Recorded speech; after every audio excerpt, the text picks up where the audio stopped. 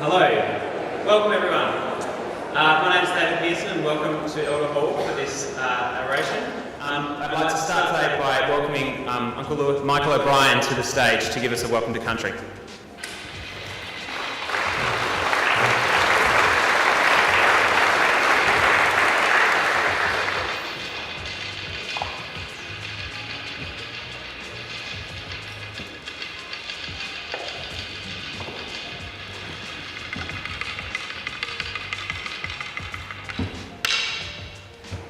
Mani mani ai nai kaya mokoi na wangadi mani na putni gani yatana irindi yata nai nari kamatbi maracha bama binbaya kangango. Welcome to Ghana country, and I'm glad you've come here today, particularly to Adelaide, known as the place of the red kangaroo.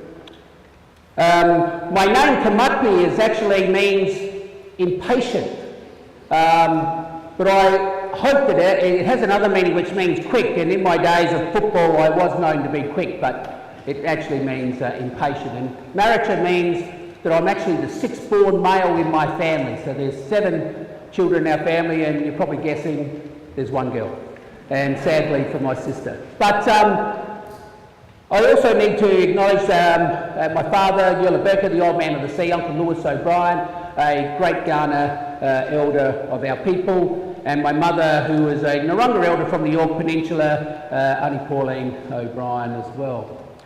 It's important that we acknowledge our family, it's important that we acknowledge our country. And you might have noticed that I did a couple of things as I came up here, and that was tapping the boomerang. And I do that because it's calling out to our spirit people to welcome you here today, to keep you safe and well. And you may not think that you do that every day, but you do. When you say hello to the friends and colleagues in your workplace or in your family and social environments, but when you go up to somebody's house, you knock on the door. Do you think, why do you do that? Is it because you're bringing the attention of those people? Of course it is. And then they invite you in, don't they? Or you hope so. Now, I want to share a bit of a story that I hope not only resonates our culture, but hopefully resonates and connects with what we're going to hear from Victor, because I think it's really important. And I want to do that, hopefully, not just verbally, but a little bit visually. Our people believe that we're not born of parents, we're born of this land. And therefore, we see the land spiritually, and we see it in 3 ways. We see it in the way of the sacred, being that spiritual connection, all of those things that connect us with those stories. And you might recognise the colour yellow being on our flag, which symbolises not only the sun, but the giver of life and hope. The other element that we talk about is really land. And it's important because for us, land is very important, because when we walk this land, it becomes a part of us, and therefore we become a part of it. Therefore we have responsibility. If we look after it, it will look after us. And so it connects us not only with the water, not only with the plants, and also the animals as well. And so it's really important to understand those things, but I think sometimes we forget about the importance of those things. And finally, the other element, which again appears in our flag, which is really people. And we talk about the human element because it gives us, and as we know on the flag, it's coloured by the black being the Aboriginal people. But it really is about relationships and how we can connect, and how all of those 3 worlds connects all of us, and how we must take those values or importance to connect with those. So I want to give you a bit of a story that hopefully will resonate that. A young person came to the elder and he wanted to learn the wisdom and knowledge of our people. And so he said to him, I want you to go on a journey, a 4-day journey. I want you to travel to that mountain. And on the 5th day, I will meet you at that mountain. And so he travelled to this mountain, and he told him, I want you to take this bag of knowledge and wisdom with you, but not to open it until I meet you at that mountain. And so he went to this mountain. And as he climbed this mountain on the first day, as he was getting near to the top, all of a sudden he heard a noise. And it was the noise of a snake. And so he ran down that mountain to save himself from bitten and of danger. So the second day, as he climbed that mountain, it was like today, a hot day. And so he needed water because he was thirsty. So he had to search for water. And so in doing so, he found water, but the day had ended. So the third day, as he climbed that mountain, he saw something come at him. And again, it frightened him. It was a big parenti, a big lizard, and he ran down that mountain. So on the fourth day, the final day, as he was climbing that mountain, after 3 days he became hungry. And he saw a tanda, a kangaroo, and so he hunted that kangaroo and he caught that kangaroo and he ate that kangaroo. But in doing so, it ended these 4 days. And so he sat at the bottom of this mountain, and the elder came there on the 5th day to see him, and he saw the sadness in this young person's eyes. And so he asked him, why are you so sad? He said, I didn't achieve what you asked, and that was to get to the top of the mountain. And so he said, well, what happened? And he told him. He said that on the first day he heard something, and it frightened him. And he said, well, I want you to reach into your bag and pull out a rock. And he pulled out this rock, and it was a rock which had the symbol of an ear. And he said, you used your ears, your listening ears, to see and to hear the things around you that were important, to not only to be out of danger, but to understand the values of yourself and those things that are important to you. And he said, well, what happened on the second day? And he said, well, I became thirsty. And so he pulled out another rock, and again, it was a symbol of water. And he said, you understood the importance that wasn't just only to drink the water to quench the thirst, but you understood that the wisdom of searching for the water, but to drink at the well is to drink at that wisdom, to understand the importance and values of not only yourself, but those things around you. And on the third day of climbing, what happened? And he said, I saw something come at me. It frightened me, and I ran down, and he pulled out the next rock, which is a symbol of an eye. And he said, well, you had the eyes to see everything around you, to understand that it was important to take a different direction, to take a different journey, to escape those things that can trouble us in life. And finally, he said, on the 4th day, I became hungry and I needed food, and he pulled out the symbol of a kangaroo. And he said that you understood the importance of hunger, the hunger to not just only search for food, but the hunger of life, to take the knowledge and the wisdom, to fill yourself with that, because when we do all those things, we become a better person. We understand the environment, we understand ourselves, but we're able to teach the wisdom, to pass it on, and to share it with those who we connect with. And it's very important that we do that. Because in life, we're all born perfect. There's what we do with it that can change that. And that we all are doing people. And when we're doing something, we're doing things that either is connecting with people, and therefore if we're connecting with people, we're doing things of value. But when we stop doing those things, then we start to look at doing things to ourselves, which sometimes can be harmful. And so therefore we need to look in connecting further with those things around us. So finally, I want to ask David to come over and to share with me a symbol of my being here and wonderful invitation to be along here. Here I have the Coolamon with the gum leaves, and in there we believe the gum leaves is all the wisdom of our land, because the land has been here way before us and will continue to be long beyond us. And so I'm going to ask David to take a leaf, to pass it to me, and then I'll give him a leaf back, and I'll say the words Naradablu Kamanka Yarakumanindi, which means today we give and take, but together we become one. And it's important that when you're here, we are giving, we are sharing, and we are receiving. And so I say to you, Nachu Yukandaya, Nachu Yakandaya, Punya do what do. I say to you as brothers and sisters, let us continue to walk together in harmony. Nachaya, and thank you.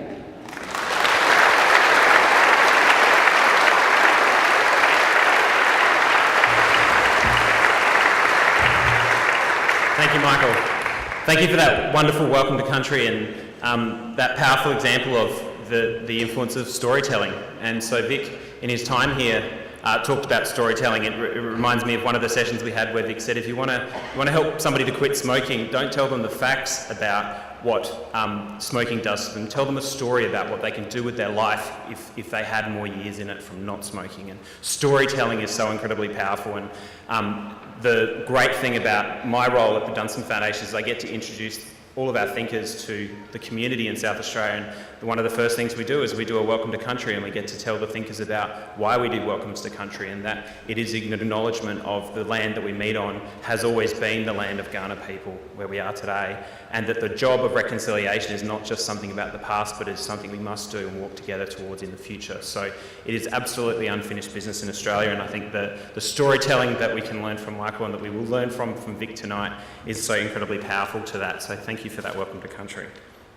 My job is really to set some context tonight and to tell you a bit about the format. So I'll say a few words about the Thinkers in Residence program that Vic is here as part of. Gabe Kelly from the Wellbeing and Resilience Centre will tell a little bit about the work that Vic's been doing as the visiting fellow for that centre. And then we'll have Vic address us for a little while, and there's some time for Q&A, so have your questions ready. But Vic has really dedicated his life to exploring the notion of purpose and what it means to help people find their purpose in their life. He has spent the last 3 weeks helping to explore what purpose means to a place like South Australia, to a city like Adelaide, and to the organisations that have partnered in the Thinkers program and the Wellbeing and Resilience project, and the people that work within it and the people that they work with, and what does purpose mean for them. And he's reaffirmed many of the things that we've learned and that we already know about ourselves, that Victor has spoke very eloquently about the livability of Adelaide and what a great place it is. And although it's a little hot tonight, it is an amazing place to live. We are consistently rated as one of the most livable cities in the world. We're a great place to raise a family. We're a wonderful place to age well. We are what many of us believe, the social capital of our region, that we have the right to claim that we are the social capital of Australia, and that we should be as well known for the livability and the lifestyle and the social innovation that has been driven throughout our history by leaders like Don Dunstan to drive forward this great place that we call home. But we have our challenges, and one of the challenges are our economic situation. Employment is a challenge for us. And one of the things that the Thinkers program has focused on in recent years is how do we drive the economic development of our state alongside the social development, and to transcend those boundaries, as Vic will talk about tonight, to stop thinking about one on their own and economic development in one part of the way we do our work and the social development and social challenges faced completely separately. These things are one and the same, and they can be the strengths for our economy and for how we make the livability that we have and the place that we call home something that many others want to replicate and learn from us from. So that's what we're focusing the Thinkers program on. We're calling it the purpose economy. That's a fancy phrase, but this diagram I think helps understand that a little bit. On one end of that spectrum you'll see traditional not-for-profit organisations, and on the other end you'll see for-profit organisations. And traditionally we've divided the world into this not-for-profit and for-profit boundary, and if ever it made sense, it doesn't make sense these days. That we have a world where there's purpose, and profit or not-for-profit doesn't determine your purpose. And so increasingly we have different business models, and we're seeing pressure on both ends of this spectrum. And so what we've decided to focus the social capital residencies, this renewed Thinkers in Residence program that the Dunstan Foundation has taken over on, is this purpose economy, this space in the middle where we can get purpose-based organisations, whether they're for-profit or not-for-profit, to increase what they do, to scale the impact they can have, and to have a greater focus on purpose. And so that's what we focus the Thinkers program on. We're about halfway through. We've had engagement with around 4,000 people over the last 10 months. So we're incredibly proud that we've done so much in a short period of time. We've had a number of thinkers, and Vic's visit here tonight marks the end of his specialist thinker in residency visit, but also marks the halfway point in these social capital residencies. So there is more information about them at the back. I hope you engage in those in the process some more. We'll have many more events and things next year. But what Vic's time here has really helped us to focus on is this idea of purpose. Purpose in our lives, purpose in our work, purpose in the organisations that we come from and do our work with. And he's been incredibly generous in the time that he's spent in the range of different areas that we've worked on. And he's really had a unique ability to stitch together philosophy, which he will talk about tonight, with science and health and business, and make all of these things work together. And he has done that throughout his life, and he has done that through the last 3 weeks. And so we're very incredibly privileged to have him here. And I'm looking forward to hearing what he has to say tonight, but it's probably enough for me, and I'll hand over to you, Gabe, to say a little bit more about what the Wellbeing and Resilience Centre have been doing with Vic. Thank you.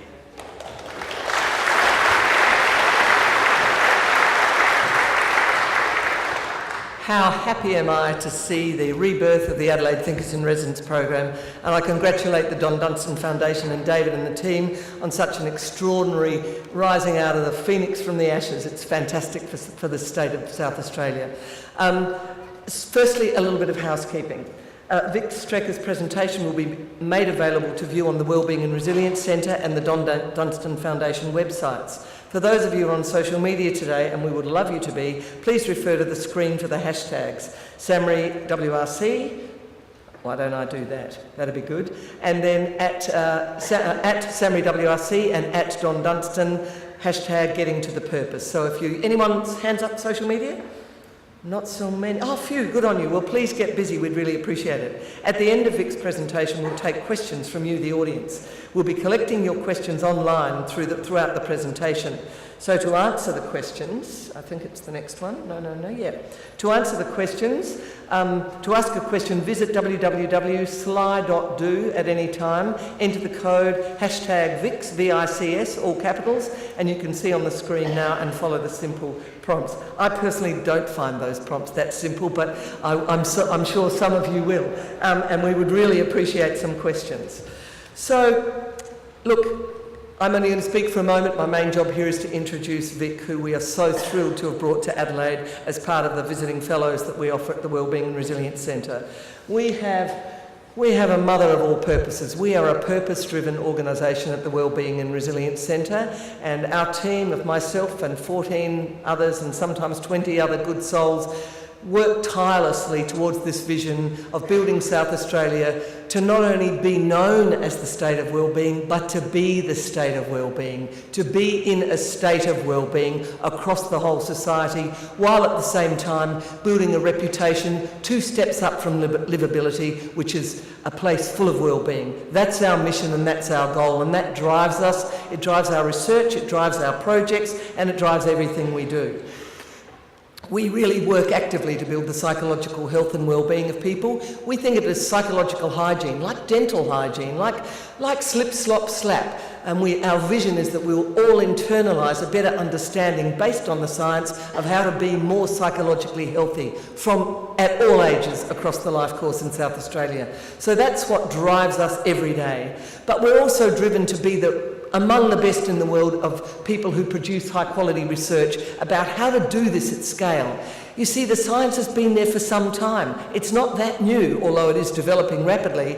The question is, how do you implement it into the whole society so that everybody takes it on board and is more well? So we want to become a world leader in the science, and then our later objective is to build a wellbeing industry here in South Australia. We're losing the car industry. It's the 21st century. New industries have to be born. We think the wellbeing and resilience industry is a really perfect industry for South Australia. So I'm not going to dwell on this. Some of you have heard that we measure PERMA Plus. We hope that will become like Slip, Slop, Slap.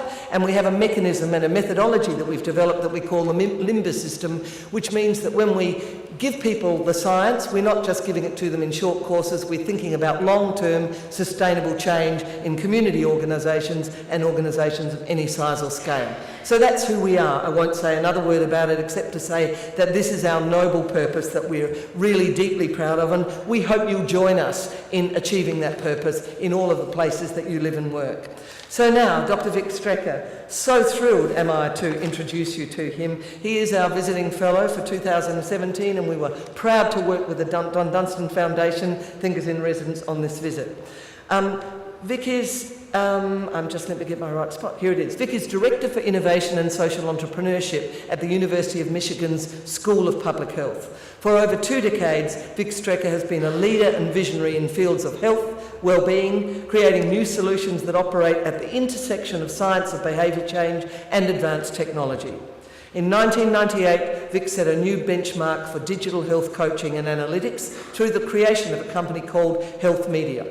In 2015, Vic founded Dual Health Inc., a digital health solution company that integrates the science of health and well-being while offering organisations a more insightful, precise way to support positive, healthy change.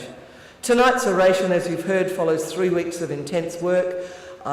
Tonight, Vic will explore the science behind the concept of purpose and discuss how a shared sense of purpose can enable South Australia to become a state of well-being. Thank you, Vic.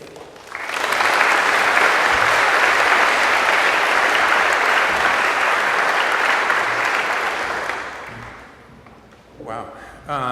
I'm just deeply grateful for Gabe, for David Kelly, there you are, for SAMRI, for the Wellness, Wellbeing and Resilience Center, for the Donald Dunstan Foundation. I just quite honestly can't express my gratitude enough. I felt like I've just been in this beautiful cushion of hospitality for the last 3 weeks along with my wife, and we truly are grateful for this experience. And the experience hasn't just simply been, let's go to a different country and meet people and interact. It was really, truly learning and experiencing and feeling the warmth of a city that focuses on well-being. I've learned a great deal from being here, and I want to thank all of you for making this possible. I'd like to start out, because I'm a professor, I have to talk about old dead white Greek philosophers. So I guess I'm going to start with Socrates. Socrates said something very famous. He said that the unexamined life is not worth living. We're going to talk a bit tonight about how to examine one's life, how to examine other organizations' lives. And you might notice on the left here, there's a picture of a person with his head down. That's Plato. Plato was a student of Socrates. Socrates is essentially a street philosopher. Imagine him kind of on Main Street. He's hanging out, in an alley and talking, and he'd have a bunch of students.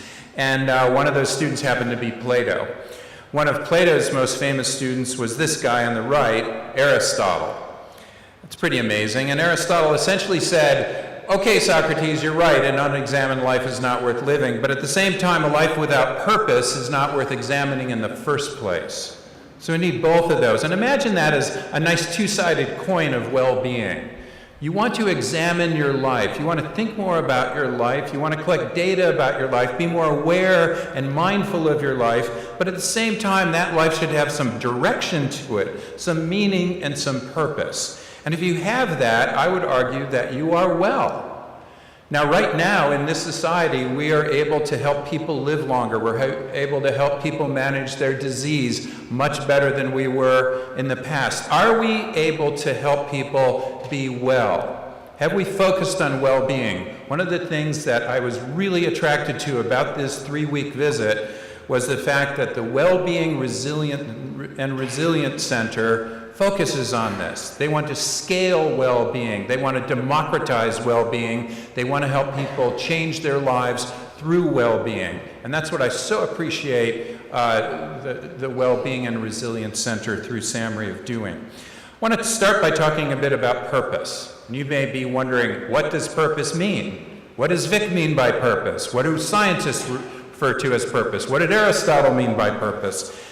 And do I have a purpose? Or am I kind of like mushy inside? Do I just walk around on automatic, usually? Or do I have a purpose and direction in my life? So I'd like to just simply start out by helping you think about your own purpose in life for a second. And the way that I like to begin that is to have you ask yourself, what matters most in your life? What matters most in your family? What matters most at work to you? What matters most in your personal life? What matters most in your community? Whatever those things are, those become your core central values that you attach goals to. So we may, on a Saturday morning, wake up and write a checklist. And the checklist says, oh, I need to pick up some groceries, I need to make dinner, I need to cut the grass, whatever it is. It's a checklist. And you know typically that does better than just saying, I'm going to do a lot of things today. That makes sense. So a checklist is a set of goals. They're mini goals. Or you may swim underwater and say, I want to swim as far as I can. Or you may say, I'm going to try to touch the other side of the pool. If you set that as a goal, you'll swim further underwater holding your breath. So goals seem to create more performance. They create more concentration and focus. They create more effort and persistence in the face of difficult times. In other words, you become more resilient when you have a goal. That's all a purpose is. It's a set of goals around the things that matter most in your life. So let's kind of break this down a little bit. Let's start with a cigarette smoker. And we try to scare her very often with very scary packs of cigarettes. And I must say, Australia has the scariest cigarette packs in the world. I walk by these cigarette packs and it's like going to a horror movie or something. It's like people without throats or without mouths or without eyeballs or dead, just dead. They're like zombie cigarettes. And you think, well, great, we've done our job. Maybe that's what we need to do. But you know what? There's a part of the brain inside called the amygdala, and that's a very reptilian part of your brain, and it goes, woo, my God, I'm scared, that's for sure. But then blood flow stops going to the prefrontal cortex very often. And the prefrontal cortex is part of the brain right up front, is the part that is related to the self and related to making good decisions, related to yourself. And suddenly you're not making good decisions. When we scare people, people tend to make poor decisions. And also, why do people smoke? What's the number one reason? Stress. What did we just cause when we scare people to death? I rest my case. Now, it turns out, though, if we simply ask this woman to think about what matters most to her, I want to be a good mother, I want to be in control of my life, I want to be a good spouse, suddenly, what matters most starts modulating this whole process, and she becomes less defensive, and she goes, wow, yeah, and cigarettes are really bad for me. Maybe I should go ahead and quit smoking. But not because she wants to live longer necessarily, or avoid death, or avoid disease, or avoid her eyeball falling out, or whatever the cigarette pack is telling her will happen, but much more because something matters most to her. And she's focused now. Much more likely to go ahead and quit smoking if we simply ask a person, just think about what matters most to you for the next minute, next 2 minutes. It's amazing. You know, we talk about these big programs. This is an easy one. Just start out by saying, what matters most to you? Now, why does this work? This is what I ask as a researcher. You have to ask, why does simply, like, writing something down or thinking more about your purpose have such an important influence on you? I'd like to start out with what I call the boiling frog metaphor. Anyone heard of this? If you take a frog and drop it into boiling water, the frog jumps out right away, right? But if you put a frog in cool water and ever so gradually increase the heat, the frog kind of gets sleepy, the frog turns over, the frog croaks, right? That's the idea anyway, that's the metaphor. And it's a good metaphor for what I do, which is helping boiling frogs jump out of the water. So imagine you're trying to do this. And by the way, it's so relevant to so many issues in our society, from what we eat to our obesity to climate change issues. These are boiling frog issues. They don't happen right away, they happen slowly. So how do we help people? And these are the toughest, gnarliest, wickedest questions, you know, to deal with, aren't they? How do we help people jump and make changes in their lives? So let's help this frog. We're all in this auditorium here, we're all therapists suddenly, we're all going to help the frog jump. What would we do? We could put a sign up on the outside of this glass pot to get the frog out. It would make so much sense if we just said, frog, you're going to die. If you don't jump out, you will die. It makes so much sense to scare the crap out of the frog, right? But what would the frog do? The frog right away might go, right? You'd get that, certainly, and that's good. And then we might think, as therapists, we've all done our jobs now, we can go home. We've scared the crap out of the frog. And the frog will undoubtedly jump by the time we get home. But instead, the frog would very likely be saying to himself, what do you know? Are you an expert on boiling water? Have you been in boiling water before? Have you been an alcoholic before? Have you been overweight before? Have you been under the stress I have been before? Etc., etc., etc. I know other people who are in much hotter water than me. I know cigarette smokers who've smoked enough cigarettes to go to Mars and back if you lined all the cigarettes up. And then finally, they were 97 and they were walking to work through 3 feet of snow in Michigan. And because they're still working, because they're so healthy while they were smoking. And then finally, they were hit by a bus. And then even after they're hit by a bus, their lungs were still working after they were dead. They had to stomp out their lungs because they were so healthy. We all know people like that, and we think about that, right? So we all get that. Why? Why do people do this? Why are they so defensive about this? Well, you know, this idea that the frog is inside this water and looking through a pot is very reminiscent of what psychologists call the ego. And the ego distorts the truth. The ego distorts reality. And by the way, the ego isn't all that new. The Buddha talked about the ego and the need to rise above the ego or to be able to see clearly through that ego. So the real question is, why does thinking or writing about these important core values, these things that matter most to us, reduce our defensiveness and get us to jump? And this is an amazing study that looked at this, and this is their result. Study in concert with previous research suggests that values affirmation, thinking more about what matters most, reduces defensiveness via self-transcendence. What does that mean? What does self-transcendence mean? Well, let's go to Abraham Maslow. Anyone familiar with Abraham Maslow, the father of humanistic psychology? Abraham Maslow created this pyramid, this hierarchy of human needs. And at the bottom were physiological needs, of course. Next to that were safety needs. We need to be safe, of course. Then we have social needs. We need to be connected with other people. We have esteem needs. We need to feel pretty good about ourselves. And then finally, the peak of Maslow's hierarchy was self-actualization. Now remember, Maslow was the psychologist of the year forever throughout the 1960s. He was the most famous psychologist that existed on Earth. And he would talk about these peak experiences, the need for people to, and how great it is to have a peak experience in reaching your own human potential. And it was all about you, and it was climbing Mount Kilimanjaro or winning a triathlon or getting a personal record there. It was all about you. And this is perfect for the me generation, wasn't it? The 1960s generation, which I was part of, was all about me, and Maslow spoke to me. You know, it's all about your self-actualization. And then a guy named Victor Frankl came along in his life. And Victor Frankl had gone through 3 concentration camps, and he'd seen a lot of people die. He was the physician prisoner in these 3 concentration camps, and he saw people very often die. If they weren't murdered outright, they were just often losing their purpose in life, and then they were dying. And he found that some of the prisoners were transcending. They were actually, like, if they were starving to death, they'd look at new prisoners coming through the gates and they'd literally hand them their food, what little food they were given, even though they're starving to death. And what Victor Frankl found is that those people who were giving their food often ended up surviving more than other people did. And they maintained a purpose and meaning in their lives to help other prisoners, to maintain some semblance of humanity in a concentration camp. Those people were more likely to survive. And Victor Frankl said, you know what, Abraham Maslow, it's beyond self-actualization, it's self-transcendence. It's thinking about things bigger than yourself. It's rising above the pot of boiling water so that you can see reality. And once you do, you start becoming really happy and really healthy and really well. And in fact, Abraham Maslow, imagine this as a scientist. Somebody, you know, you're the most famous scientist in psychology in the world. Everybody is looking at your model, loves your model. You've written books about it. You meet kings and queens and presidents and everybody. We love your model, Abraham. And he's going, great. And then this guy comes up and says, your model's wrong. What do you do typically as a scientist?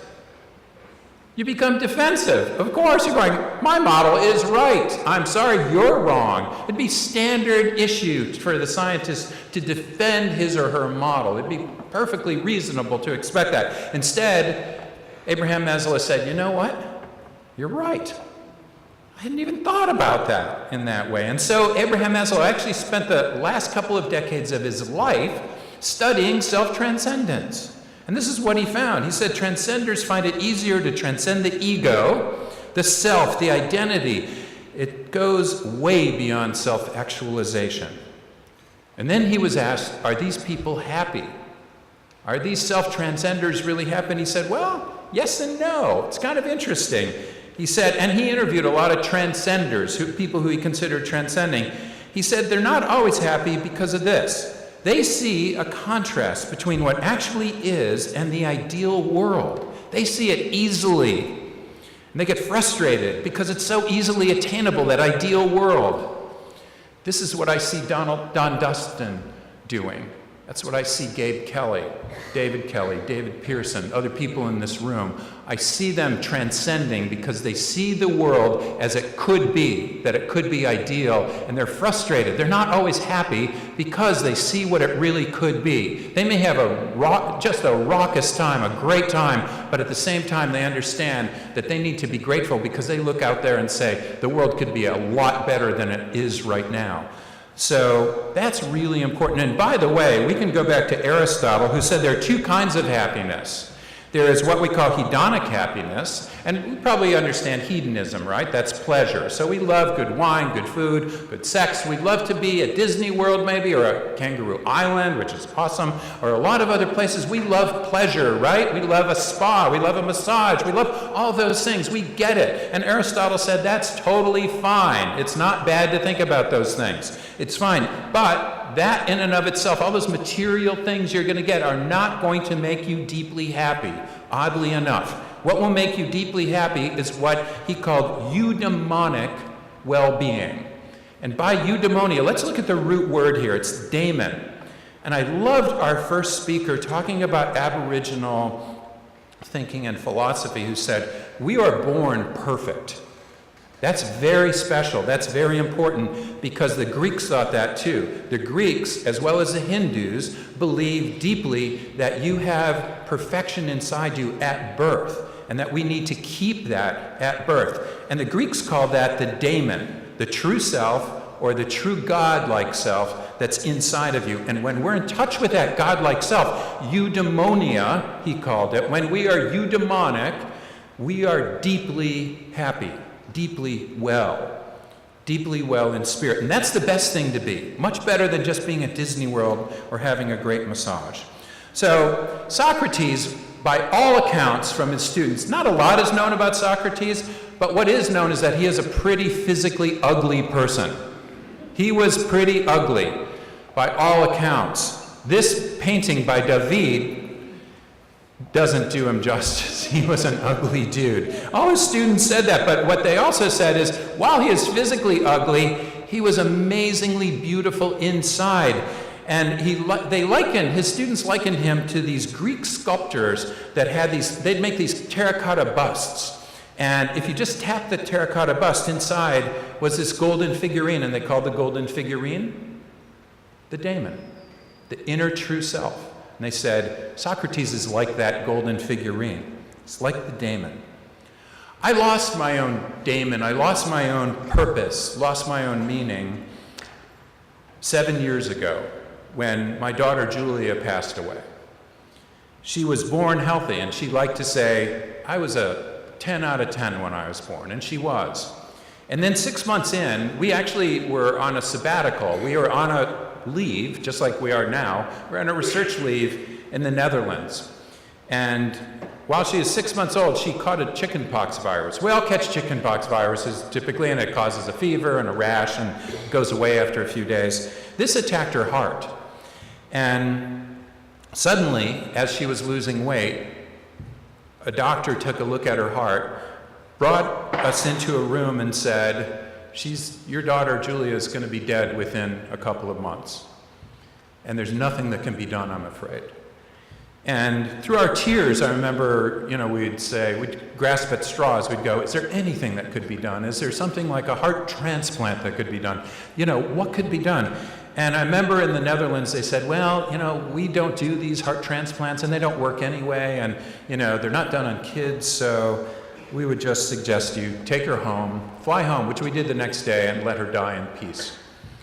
Which we did. We took her home, we took her into the hospital, in North Carolina where I was teaching, and they said, actually, she might be eligible for a heart transplant. Very few have been done with children.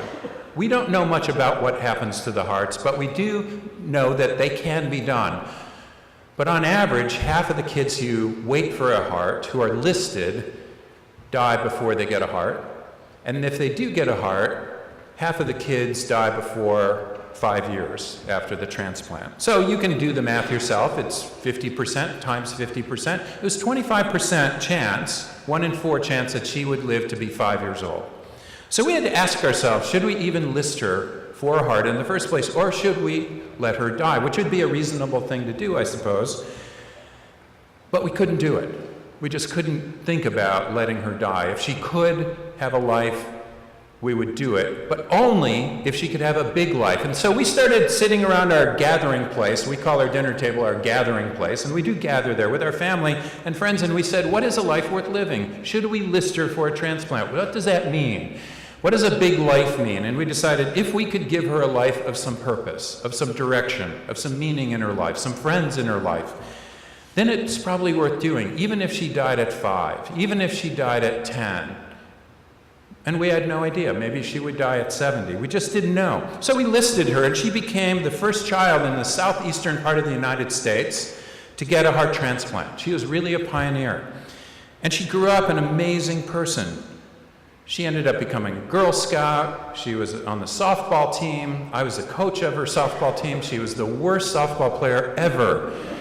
She never got a hit for 2 straight seasons. And when she finally did, I went, oh my God, Julia, you got a hit. That is so incredible. And then I started thinking, why am I just celebrating her hit? I should celebrate everybody's hit. And gradually, my wife and I, who is here, Jerry, we started realizing that in living her life as a big life, as if every day might be her last day, we kind of thought, why don't we live a life like that? Why don't we travel more? Why don't we experience life? Why do we exist on empty or on automatic? Why do we just do the same old without thinking about our life a little bit more?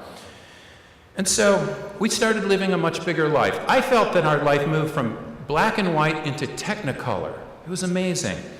And then Julia wanted to give back. She wanted to become a nurse. She said of all the people who helped her, it was the nurses who helped her the most. Anyone a nurse in here? Thank you. So she got into the University of Michigan School of Nursing. And after the first semester, she was burned out. It was tough. You could tell she was just having a really hard time, and her mom, Jerry, my wife, just really worked so hard with her to maintain that good life. And then we took her, so we decided, let's take her to the Caribbean. We'll take her boyfriend too. And I know some of you are going, her boyfriend? You know, how old was she? She was 19, and her boyfriend 19. Really? Are you kidding? But, you know, we thought if every day might be her last day, we never know, we're going to give her an amazing time. Just an amazing, because she was in love with this boyfriend for years. It's great, let's give that to her. And so we took our older daughter, Rachel, as well, and her boyfriend, and we just had an amazing time. And the third night in, we had this amazing dinner at the gathering place, but it was down in the Caribbean, right by the beach. And we were all walking back on the beach, and she and her boyfriend went back to their room, and she turned to her boyfriend before she went to sleep, and she said, "I'm so happy that I could die."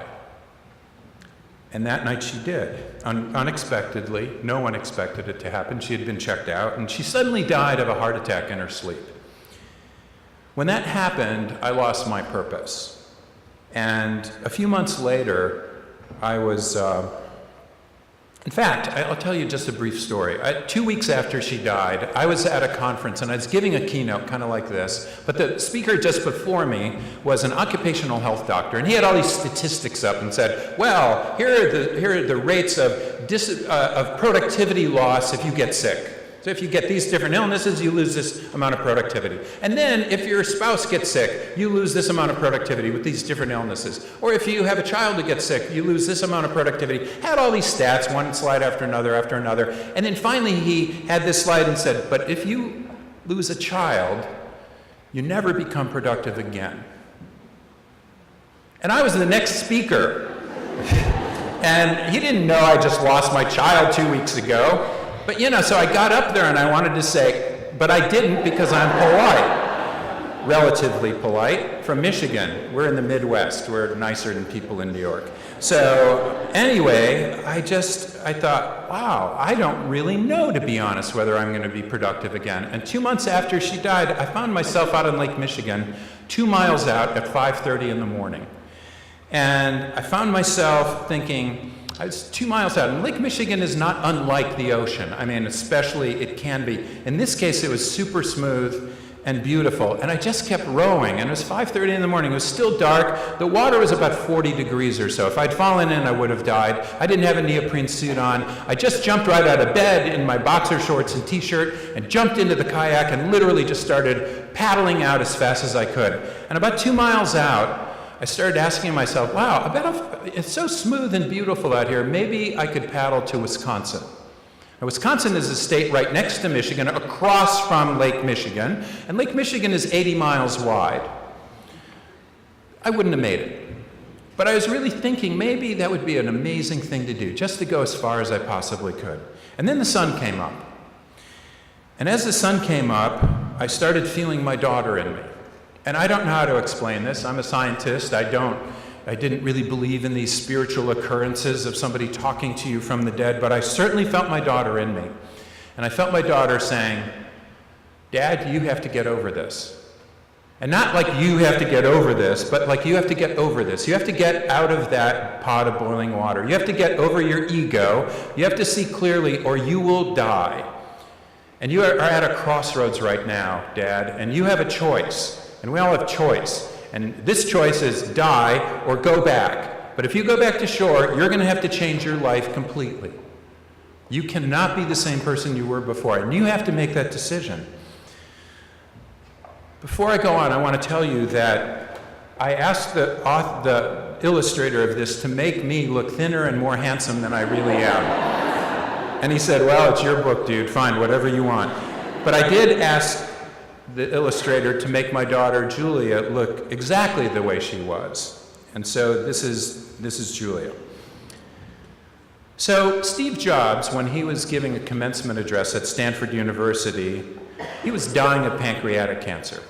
And he said this. He said, death is very likely the single best invention of life. He said, it's life's change agent. Can you believe that? We don't like to think about our death. We don't like to go to movies that have the hero dying in it. We always have the hero dying maybe, but then coming back to life somehow. And, nice music at the end. We feel somehow good in this comic book movie that happens. We don't want to watch people die. Never want to watch children die. So he said this odd thing, but it really struck me that the death of my daughter changed my life completely. It was life's change agent. I was here, and suddenly I had a purpose. And when I came back to the beach, I said, I need a new purpose. And so I spent a lot of time recalibrating my new purpose, repurposing my life. And this is what it is, to enjoy love and beauty. That's my personal purpose. To be an engaged son, husband, father, and grandfather. To teach every student as if they're my own daughter, Julia. That means I have 1,200 Julias. That's a lot of Julias. That's a lot of students to be dealing with. Finally, to help over 1 billion people find purpose. Now you may be going, really? You serious? 1 billion? That's a lot of people. So I wrote a book. Well, 1 billion people haven't bought it yet. We'll see. Who knows? Wrote another book as a graphic novel. You've seen some of it. Hopefully more people will get that. Very importantly, though, I thought maybe moving electrons around would help. In other words, building an app. And I thought, what would Viktor Frankl do now? Rather than writing the wonderful book, Man's Search for Meaning, maybe he'd write a book, but I thought maybe he'd also create an app. A purpose therapy app. A way to help people find purpose in their life. And if it's okay, I'd like to show you a quick 1-minute video that describes what we've done. And I'm not here to talk all about this app, but I'm going to talk about it very briefly, if that's all right. We're each on this planet for a brief time. Why not make the most of it? Welcome to Jewel, your personal digital life coach. Here's how Jewel works. Picture your life as a small sailboat. Jewel focuses on 3 factors that help you live for what matters most. Your energy, willpower, and purpose. That big life goal you've always wanted to pursue. Working with Jewel, You record how each day went, how much energy you had, your willpower, along with 5 factors key to living a purpose-fueled life: sleep, presence, activity, creativity, and eating, or space. You can also add 2 outcomes of your own to track, really anything you like. Joule then takes it all, combines it with numerous environmental factors, and runs everything through a powerful analytics engine, seeking out more distinct patterns of influence. Chart daily to open all of Joule's unique features. It takes 15 days. The more you use Joule, the more helpful it becomes, giving you a suite of tools to improve your life. The Daily Joule. Tailored daily advice offering just the right help at the right time. Are you on target? Goal setting based on your behavioral patterns. What makes you tick? Analyze the factors that most influence your daily life. My Outlook. Accurate predictions for the coming day along with personalized advice. Now, how about an added bonus? Purposeful people are more likely to have stronger immune systems, live longer, have a lower risk of a stroke, Alzheimer's, depression, heart attacks. They even have better sex. Welcome to Joule. It's purpose in your pocket and your digital life coach for getting the most out of your time here on Earth. So with Joule, what we're trying to do is help people find purpose in different domains of their life, their work, their family, their community, their personal purpose. It puts all that together. But Aristotle said this. He said, excellence is not an act. In other words, having a purpose isn't just good enough. Now I can go to Disney World. I have a purpose. Good for me. It's about living in alignment with your purpose every day, almost as if you are a boat and you need wind in your sails. You need this energy or vitality every day. You also need a rudder or self-control, but even with a rudder and self-control, you need a harbor. You need this overall purpose in your life. Seneca, 2,000 years ago, once said, doesn't matter how much wind is in your sails if you don't have a harbor. We all know people who have a lot of wind in their sails, right? But no harbor. We call them annoying people. Oh, I want to do this, I want to do that. They have a lot of energy all the time. Get a purpose, get a direction. We have children all the time who have a lot of wind in their sails, but no harbor. What do we call them? ADHD. What do? We put an anchor on their boat. Are we nuts? As first course of therapy, we just give them a drug and say, oh, slow down, you can't move anymore? Why not try to find a purpose?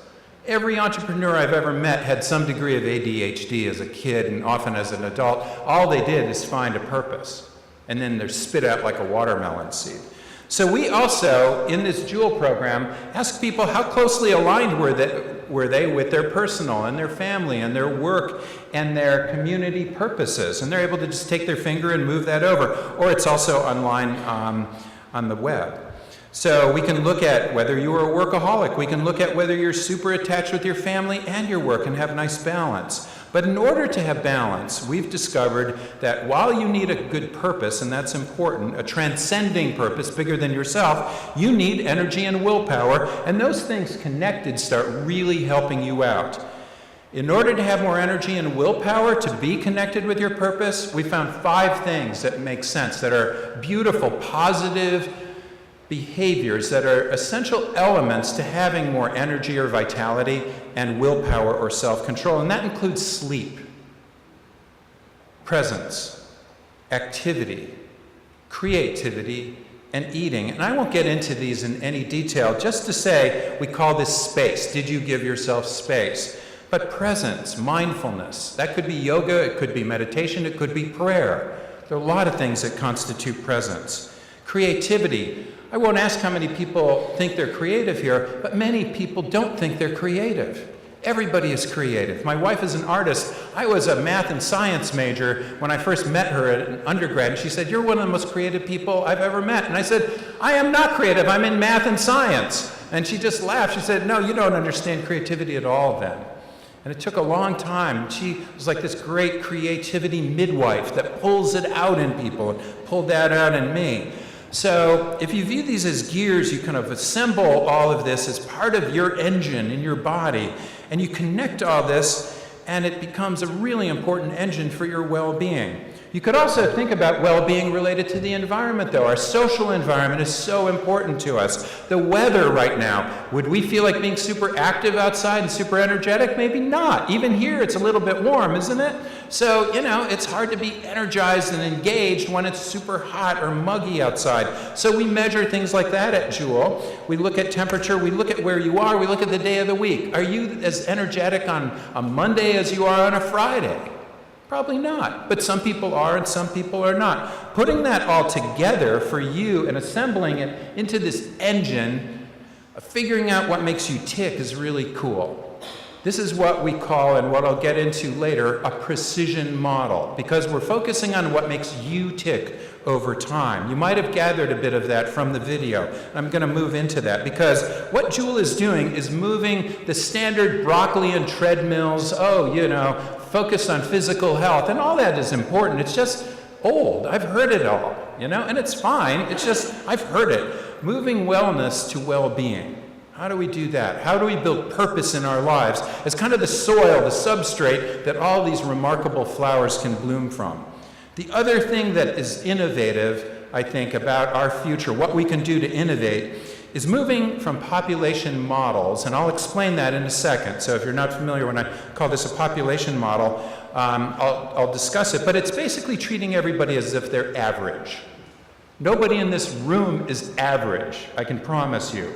And if we build an averagist program, if we build a pill or a drug or a treatment or something that's based on average, or even a seat, even a chair, that's built for an average person, it won't perfectly seat any of us practically, right? But it's trying to be average.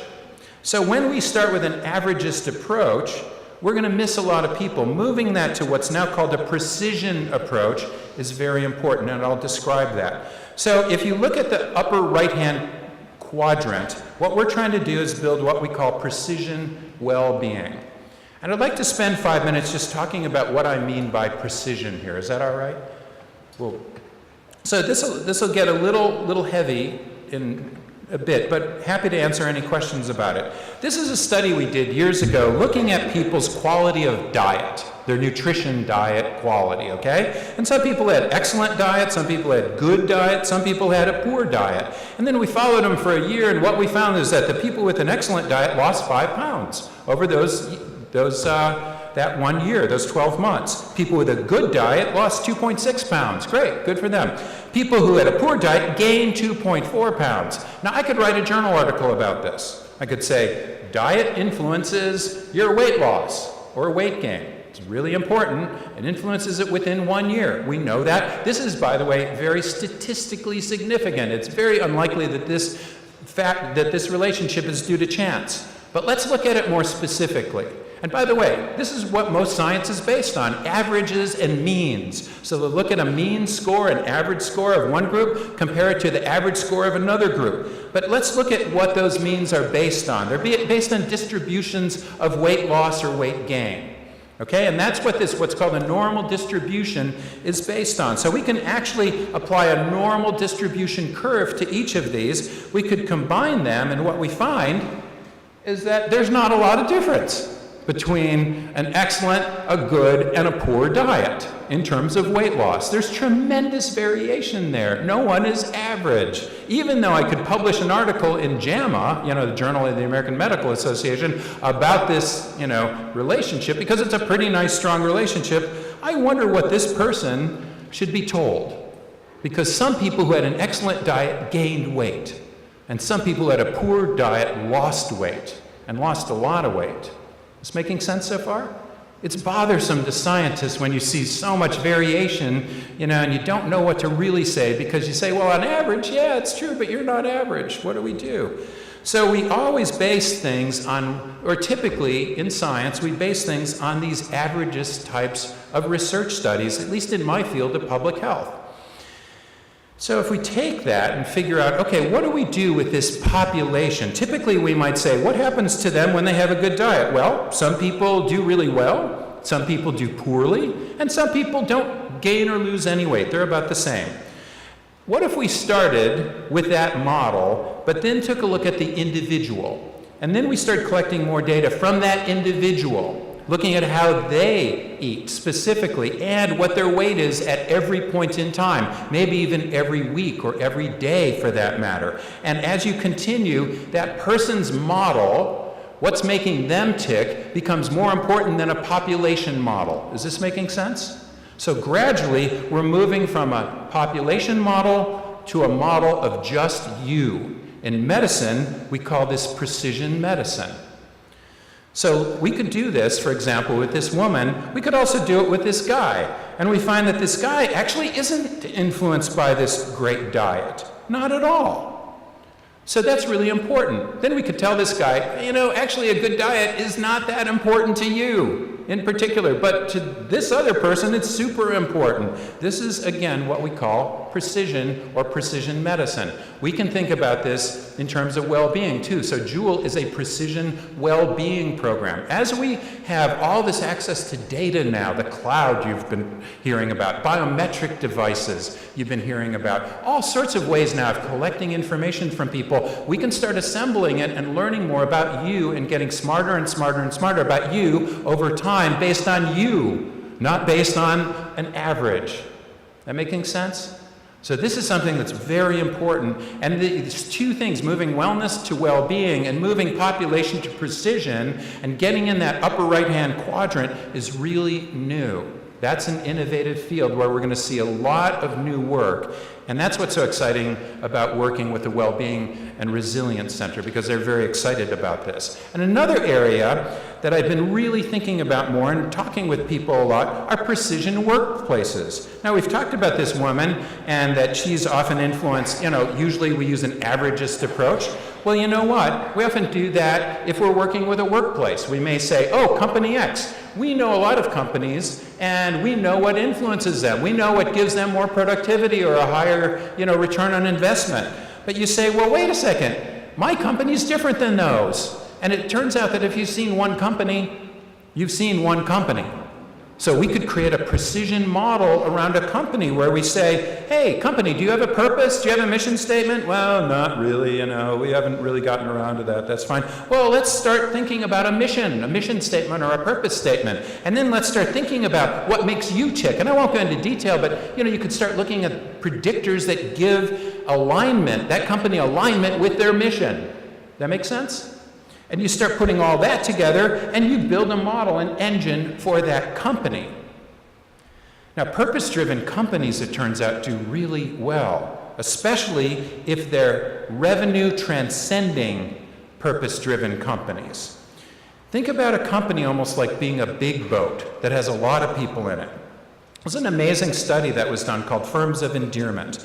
And Firms of Endearment was developed, it was a study developed by 3 business school professors, and they took a look at 28 amazing companies. Half of them were for-profit, half were not-for-profit. And you can read the logos here. You probably recognize some of the companies. Many are in Australia. And they said, these companies, we selected them because they have a revenue-transcending purpose. In other words, not always just into the quarterly report and just into shareholder value. They recognize that if they focus on their customers, on their community, and on their employees, we will make more revenue.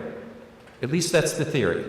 So they wanted to test out the theory, these 3 business school professors. So they compared the Firms of Endearment against the S&P 500, the Standard & Poor's 500, and they compared that against good to great companies. There's a book called Good to Great, and they took companies and followed them, and those companies were selected based on their financial prowess and their leadership prowess. But for example, one of them was Philip Morris.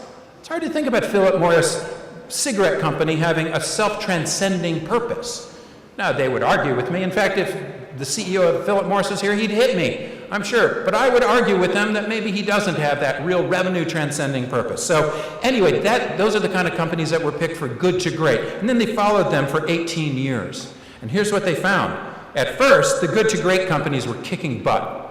They're twice as effective in returning your investment back to you. Then, after a while, the Firms of Endearment started doing better. And we need this whole y-axis because this is what happened to the Firms of Endearment. They returned 1,681% of your investment. compared to great companies returning 263% of your investment, compared to the Standard & Poor's 500 returning only 118% of your investment. Thinking about revenue transcending purpose helps you make more revenue. Thinking about self-transcending purpose helps you do better yourself. That seems to be what the case is. Studs Terkel, one of our famous American authors, said, you know, working is about the search too for daily meaning as well as daily bread, for recognition as well as for cash, for astonishment rather than for torpor. In short, for a sort of life rather than a Monday through Friday sort of dime. Very important we connect our employees with purpose and mission within their company so that collectively they're connected. That company does much better. And I'd like to close over the next couple minutes by talking about something I only started thinking about here, based on my visit to Adelaide and working with people like David Pearson, who talks about the purpose economy, and Gabe and other people who really think about cities here in an interesting way, and South Australia. So typically we may say, hey, you know, let's do things that work here that have worked for other cities. But you know what? You may say, if you've seen one city, you've seen one city, and maybe Adelaide is just a little bit different, because all cities are different. Don't treat us as average. So let's think about what we might be able to do. How could we collect data? We've talked about the importance of collecting data. How could we collect data on cities? Well, we could look at things like the crime rate. We could look at things like amount of green space. We could look at things like daily traffic rate. We could look at the weather. We could look at all sorts of different things. We could look at whether the cricket team here beats England this weekend, because that might have an influence on our ability to align with purpose. So let's look at all those things. Now, how would we do that? We might be able to give Jewel, the product that I created, to everybody here. We may also be able to send out just real quick pulse questions. How are you doing? How much energy do you have? Last month I was in Heathrow Airport, and I was going through security, and I saw this kiosk. As I was walking out, it just said, how was your arrival experience today? Just press one of these 4 things. I just pressed, boom, green. Great experience, actually, and this was part of it. So nice to be asked how your experience was. I enjoyed it, and it was super simple. Wasn't that cool? I saw everybody doing it. They just walked by, bonk, bonk, walked out of the bathroom in Calgary, Canada. How was the cleanliness of the bathroom? Bonk. That was so cool. And walk away. It's that easy. We could put in these little pulse questions. How was your energy today? Or we could do it online. We could do it, how was your energy today? If you hate these 4 little things, kind of goofy little, pieces, like the guy in the red, it's kind of like you just stole my ice cream or something, Maybe you don't like that. Maybe you want it a little more elaborate, have crazy things. Now, how could you feed all these data back? Let's say we're collecting data over time from people, just finding out how they're doing, little pulse questions and collecting environmental data, looking at all these environmental, like economic data, business data, traffic data, weather data, and and everybody says, oh, we have a lot of data, we don't know what to do with it. How about if we assemble that and use what's called predictive modeling to start figuring out what makes Adelaide tick? And we're familiar with stock tickers, right? What if we had a stock ticker that was a well-being ticker? That actually said, yeah, your energy level, Adelaide, is pretty darn good. Purpose is only medium, and started educating people, making all these data transparent. So purpose-driven cities, what are the elements that go into a purpose-driven city? I'd rather than having a whole bunch of moving gears and cute little animations in this, I'd actually like to go back to Bobby Kennedy and something that he said. Bobby Kennedy said this: even if we act to erase material poverty, there is another greater task. It is to confront the poverty of satisfaction, purpose, and dignity that afflicts us all. Too much and for too long, we seem to have surrendered personal excellence and community values in the mere accumulation of material things. Yet the gross national product does not allow for the health of our children, the quality of their education, or the joy of their play. It does not include the beauty of our poetry or the strength of our marriages, the intelligence of our public debate, or the integrity of our public officials. It measures neither our wit nor our courage, neither our wisdom nor our learning, neither our compassion nor our devotion to our country. It measures everything, in short, except that with which makes life worthwhile. And it can tell us everything about America except why we are proud that we are Americans. All those things that I mentioned could be metrics that are collected on a regular basis and fed back into what makes Adelaide tick, because this is what Bobby Kennedy closed on. If this is true here at home, so it's true elsewhere in the world, especially here in Adelaide, who, in my mind, are the leaders in the world in well-being. I'd like to close by reading the very last page and a half from my book, Life on Purpose. If you do buy it, it's not like a spoiler or anything, so don't worry. In the summer evening, I settle into my kayak and paddle out onto Lake Michigan. Watching the sun melt into the calm water, I still feel Julia in me. She's in my loving kindness meditation. We look at the sunset together and smile, and I wish her peace and happiness. Lately, the family portion of my purpose, to be an engaged husband and father, has required an important revision. I've added, and grandfather, with the birth of Madeline Julia, my daughter Rachel's new baby. That's one of the nice things about life. Like family, like compassion, like understanding, like a rubber band, it can be wonderfully elastic. The line in Lucretius's poem on the nature of things is as relevant now as it was over 2,000 years ago. While some are ascendant, some recede, and generations are renewed again in a brief space, passing life's torch like relay runners in a race. Thanks to a numerical coincidence, my teaching career blesses me with a poignant gift. Every year I'm blessed with a new crop of students who are just the age that Julia reached at the end of her brief, big life. I enjoy watching each succeeding generation ascend with a commitment to finding purpose in their lives. 5 years before, at this very place on Lake Michigan, I wasn't thinking and wasn't caring about myself or anyone else. Then I felt Julia telling me that if I was to survive, I'd need to get over myself and live for what matters most. I found a breeze at my back and a gentle current, and I know what harbor to make for. I have a lot to do before I die. And you, Adelaide, have a lot to do before you die as well. Thank you very much.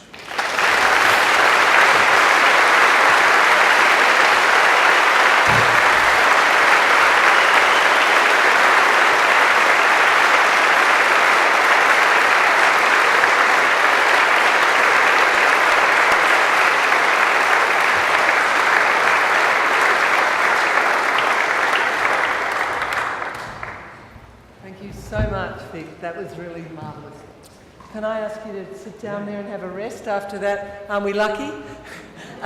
We have some questions that have come through from you, the audience. Laurie's going to tell me how much time we have. Yes, good. And we'll now begin with this.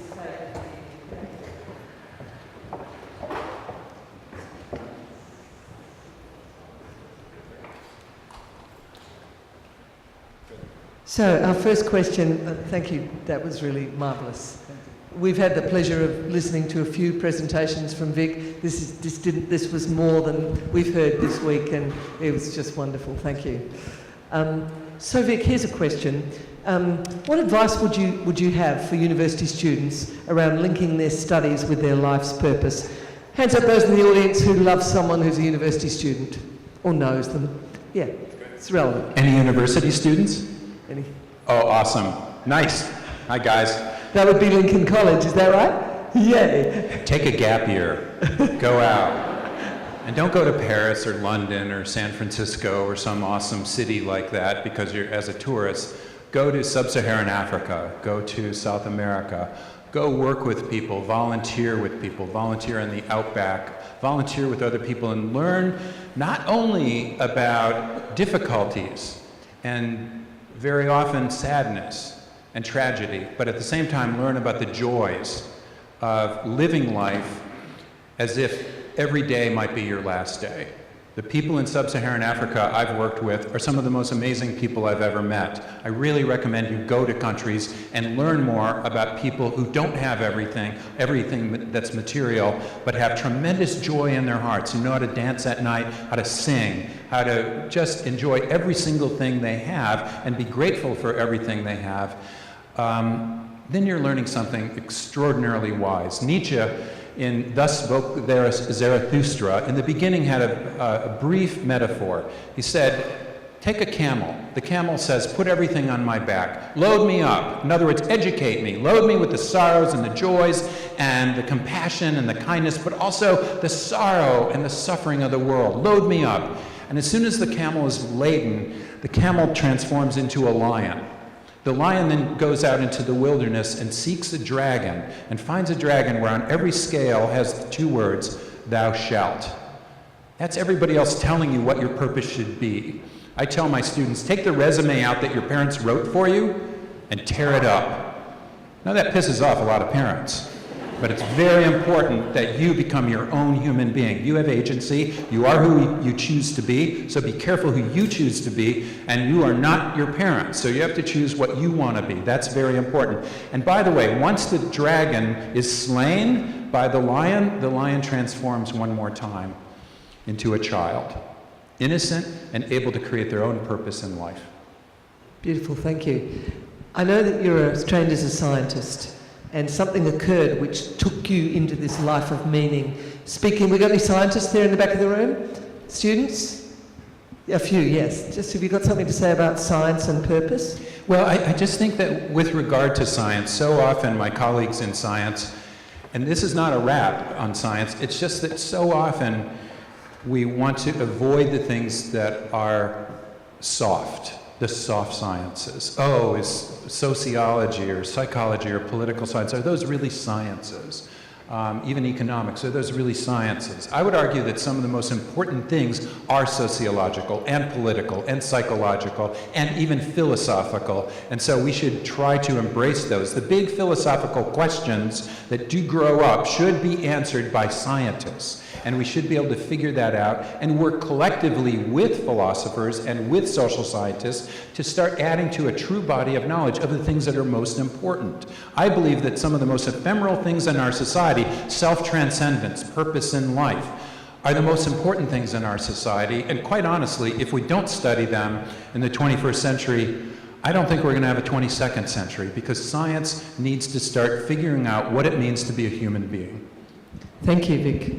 Here's a big question. What is the key to writing transcendent state policy? Thank you. Hey, you know what? I come from a country that is having trouble with things like that right now. I think you're the one to answer that, okay? David, I'm sorry, but I am not the expert, and I certainly didn't come from, I mean, I would say go to Adelaide and learn. The real idea here is, thinking about what I love about what David Pearson has been talking about with a purpose economy. An economy is a transaction. It's all about transaction. And typically we think about economy as a transaction of money, services and goods, and that's fine. But a purpose economy is trying to have transactions between communities and governments and not-for-profits, for-profits, people, and having those transactions work well together and purposefully so that people collectively build stronger purposes in their lives and become better. So that's what I think a transcending state policy would be thinking about. I heard Jay Weatherall the other day, and I was quite honestly just blown away by how cool he thought about this, that he said there needs to be balance between community and business. I think that's very important. Mm-hmm. And you may not all know that this state does have a whole of government with state wellbeing policy, and there's an equivalent level of policy development in education and a number of other agencies as well. So that policy journey is underway in relation to wellbeing. Here's one. Can you describe the role of creativity as fuel for transcending limiting patterns and fixed states? Wow, what a great question. Thank you very much. Who asked that? That was awesome. Wow. Yeah, I love that. Our very creative artists in our community. Creativity. We do a lot of brain research on creativity, and the brain kind of has a governor governor in it saying, okay, I have this stray thought. And the governor says, oh, don't think that, don't go there. And, Edward Degas, the French painter, once said, painting a painting is like committing a criminal act. When you think about that, you're moving from status quo to something totally different. My very good friend Monty Montgomery is a Hollywood Screenwriter Guild writer, and he's also a children's book writer, and he wrote a book called Hubert Invents the Wheel. And it dates back to ancient Mesopotamia, and Hubert is dragging a sledge along filled with rocks, along with his pet donkey. And his friends are all doing the same thing, and their parents had done the same thing. And then he looks at a couple rocks and he notices that they're round. And he then tapped some holes in them and he put a stick through them and he created the wheel and he created an axle, and then he started just rolling these along and he said, wow, this is great. So what did his friends and the community say? They said, did they make him a hero? He said, no, you're lazy. What are you thinking? Your dad dragged the sledge. We drag the sledge. This is what we do. We've always dragged the sledge. It's so lazy of you. In other words, innovators are very often derogated and criticized for being lazy or in some way not really, the way we want them to be in society. Carl Jung, who really diverged from Sigmund Freud, most of what Sigmund Freud said has turned out to be wrong, but what Carl Jung, when he diverged, Sigmund Freud kind of left him aside. And Jung, in his memoirs, said, I had to follow my inner daemon, and everybody else must have only seen a fool rushing ahead. That's what creativity is all about. It's a fool rushing ahead. It's a person willing to do something, moving from status quo to that next step. It takes tremendous courage to be creative. So is that something we need to do as a city and a state, foster and support people when they take that risk? One thing I've heard many times, and I have no judgment about this, is that Adelaide is not a risk-taking city, that it's kind of a status quo city. I really don't know whether that's true or not, because I really have fallen in love with Adelaide. But I will say that innovation requires this courage to create, courage to innovate, courage to try new things, and especially courage to fail, to screw something up, but then return back, pivot, say, I've got a better idea now based on that. Rather than building a Gantt chart and, planning for 2 years and then figuring it out, that never works then, right? But if you just try new things, small things, see if they work, pivot, do it again. That's what I love. That's why I want to work with you, because that's how you think. Thank you. In the act of measuring purpose, is there a risk of being so obsessed with data that we lose sight of our bigger transcendent purpose? How can we avoid that? Well, let me go back to Socrates. He said the unexamined life is not worth living. Data can help us. It doesn't drive how we examine, or necessarily should drive how we examine our lives, but it's a tool to help us examine our lives if we assemble the data properly. So I'm not worshiping data here, but I am saying we have this tremendous resource now, and set of resources in how we monitor ourselves, how we monitor our environment, and how we monitor our communities, and we ignore a lot of data. We say in the US data. Potato. Sorry, so we ignore a lot of the data. So I would say, as Socrates said, we should examine our lives as best we can. But then, as Aristotle said, a purposeless life is not worth examining in the first place. So I think this is a yin-yang. Thank you. You've talked to us tonight about how a strong transcending purpose is good for our health and well-being, but not all purposes are noble. For example, Adolf Hitler had a transcending purpose. How can we make sense of this? It's a very, very good question, and thank you for the person who asked it. ISIS certainly has a transcending purpose. They're willing to blow themselves up. That's a pretty big purpose. So they certainly believe in it. Nietzsche was right, though, I think, in saying you need to be a camel that is fully laden, that is educated, before you go out and create your own purpose. Now, a lot of religions provide manuals that give us a reasonably good purpose, and most of those traditional religions are based on the golden rule, do unto others as you would have them do unto you, which makes perfect sense. But a lot of people decide to get in the kitchen and start cooking before they've read a cookbook, before they've learned to cook. And I would say, if you don't know how to cook and don't have a cookbook, stay out of the kitchen. So it's very important to think about, purposes are really important, and philosophy is a dangerous thing. We have to be careful about how we help people find purpose. That links us Great to question. Yeah, it was a great question. Next question. How can an individual identify his or her purpose in life easily? Start with the things that matter most to you. Think about whether you could set goals around them. One thing that I might recommend is what a colleague, Rachel Raymond at the University of California, San Francisco, has said, that often your purpose is right next door. It's right around you. It's the person next to you. It's the things that are going on immediately in your community. It may be related even to this and what we're doing right now. So think about your purpose not as something you have to meditate in a cave for 6 months for. Thank you. Listen, it's tragic, but we have to stop listening to these great questions and even greater answers and begin to wind up. But just something I'd like to announce before we begin. Most of you know that the Wellbeing and Resilience Centre is committed to the development of high-quality coaching, online coaching and measurement resources and training. I'm proud to announce tonight with Vic that the Wellbeing and Resilience Centre will be working with you to develop new training and coaching resources that will support individuals, organisations and communities to develop purpose. So partly in answer to that query. We're so happy to be working with you. Thank you, and I'm equally proud to announce that we are entering into a memorandum of understanding with Dr. Strecher and Dual Health to bring the Dual Health product to Australia. Thank you. Thanks to all of you. Thank you so much, Rick.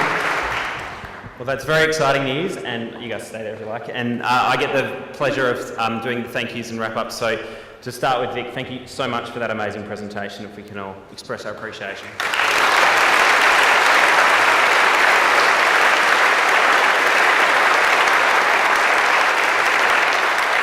You've been an absolute joy to work with over the last 3 weeks, and I just wanted to say thank you so much to you and Jerry for the way you've engaged in this visit and for sharing the most personal of stories tonight that helped you find your purpose, but that will help all of us to better understand the meaning and the value of purpose and how we can find it in our own lives. So thank you so much. In lieu of gifts for tonight, what we've done is there's a micro donations platform in South Australia called Good Thanks. So we've made a donation to Good Thanks on your behalf. You'll get an email and you can donate that gift to a charity that's near and dear to your heart and saves the space in your suitcase on the way home. But really, a couple of other few thank yous. I just wanted to thank the staff of the Don Dunstan Foundation and of the Wellbeing and Resilience Centre for putting on this amazing event. Thank you, you've done a great job. Well done.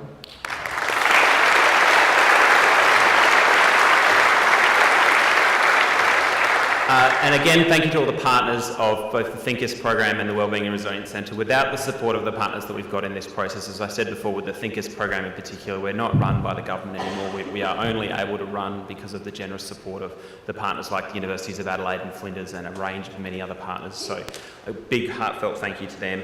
And thank you all of you for being here in the weather that's a bit crazy as you go out there sort of later on tonight and for the heat today. But thank you for being here. I hope you've enjoyed it. The Don Dunstan Foundation's purpose is to inspire action for a fairer world, and we hope that tonight has given you that inspiration to find your purpose and to help others find theirs and to instill a greater sense of purpose in the communities and the city that you live in. And there's no greater organisation than the Wellbeing Resilience Centre to get involved with, and the many other organisations that are involved in the Thinkers program. So we hope that you do take action from what you've heard tonight and instill that sense of purpose and get involved in the great things that are going on in our state and in our city. So thanks again for being here and have a great night.